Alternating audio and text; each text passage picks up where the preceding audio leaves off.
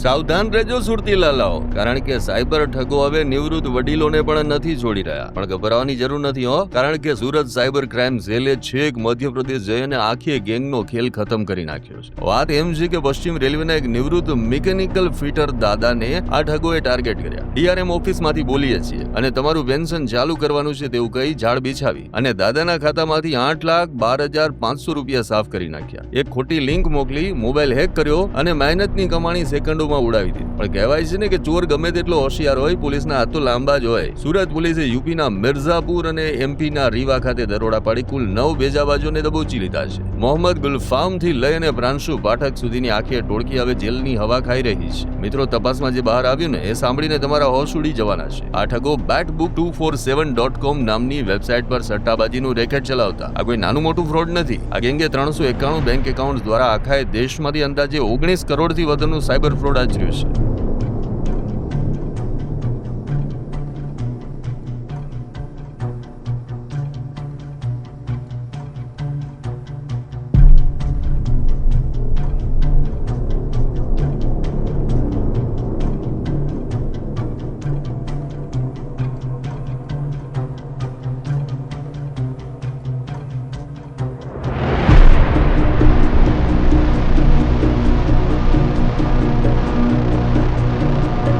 પોલીસે દરોડા દરમિયાન 27 મોબાઈલ, 3 લેપટોપ, 51 ડેબિટ કાર્ડ અને 23 પાસબુક જેટલો ખજાનો જપ્ત કર્યો છે. અત્યારે તો કોર્ટે આ ઠગોના 5 દિવસના રિમાન્ડ મંજૂર કર્યા છે અને હજુ પણ કેટલાય મોટા માથાઓના નામ બહાર આવે તેવી પૂરેપૂરી શક્યતા છે. ત્યારે ચેતતા રહેજો, કોઈ પણ અજાણી લિંક પર ક્લિક ન કરતા, નહીતર પેન્શન તો શું, પૂંજી પણ જતી રહેશે. સાવધાન રહો, સતર્ક રહો. ગયા વર્ષમાં 30 નવેમ્બરના રોજ એક રેલવેના કર્મચારી નિવૃત્ત થયા હતા અને નિવૃત્ત થયા બાદ એમને પ્રોવિડન્ટ ફંડનું 28 લાખ જેટલા પૈસા એમને અકાઉન્ટમાં આવ્યા. એમાંથી 20 લાખ રૂપિયાની એફડી કરાવ્યા. પછી 8 લાખ રૂપિયા એમને પોતાના ખર્ચ માટે સેવિંગ બેંક એકાઉન્ટમાં સાઈડમાં રાખેલા હતા. અને ત્યારે એમને એક કોલ આવ્યું અને સામેથી એમ કહેવામાં આવ્યું કે અમે લોકો રિજનલ રેલવે મેનેજરની ઓફિસથી બોલી રહ્યા છીએ અને તમને એક ઓટીપી આવશે અને તે ઓટીપી તમને આપશો તો પછી તમારું પેન્શન એક્ટિવેટ થઈ જશે. તો એમ કહીને એમને એક ડિજિટલ લિંક મોકલવામાં આવી અને ડિજિટલ લિંક પર ક્લિક કરવાથી એમનું ફોન હેક થઈ ગયું અને ફોન હેક કર્યા પછી એમના અકાઉન્ટમાંથી કુલ 8,12,000 રૂપિયા ટ્રાન્સફર થઈ ગયા.